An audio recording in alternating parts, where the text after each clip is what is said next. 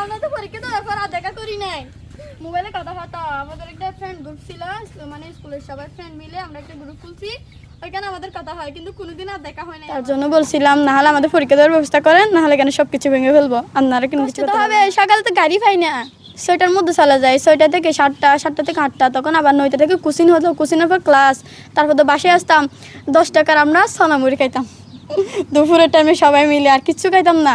তাও প্রতিদিন নিয়ে যাইতে পারতাম, এটা বলতে পারবো না। কষ্ট করে লেখাপড়া করছি, কিন্তু রেজাল্ট আরো ফলাফল প্রকাশ হয়েছে। ফলাফল প্রকাশ হওয়ার পর মানে রেজাল্ট দেখার সময় কলেজে দুপ দুপ করছিল, তবে রেজাল্টটা দেখছি অসংখ্য ভালো লাগছে, মানে রেজাল্ট দেখে। তবে আরেকটু ভালো হলে আরো খুশি হতাম।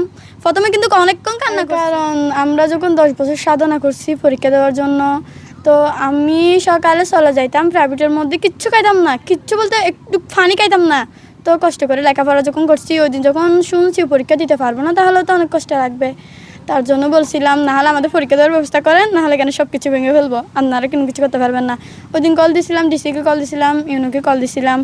ওরা যখন কিচ্ছু করতে পারবে না বলছিল, প্রথমে কিন্তু সুন্দর করে বলছিলাম, যখন কিচ্ছু করতে পারবে না বলছিল, যখন কোনো কিছু করতে পারবে না বলছিল, তখন বলছিলাম মানে স্কুল ভেঙে ফেলবো, নাহলে পরীক্ষা দেওয়ার ব্যবস্থা করে দেন, নাহলে স্কুল ভেঙে ফেলবো, যে কোনো একটা করেন আপনারা। মানে আমাদের পরীক্ষা দেওয়ার ব্যবস্থা করলে আমরা ভালো করে রেজাল্ট করতে পারবো, মানে ভালো করে পরীক্ষা দিলে তো ফার্স্ট হবো।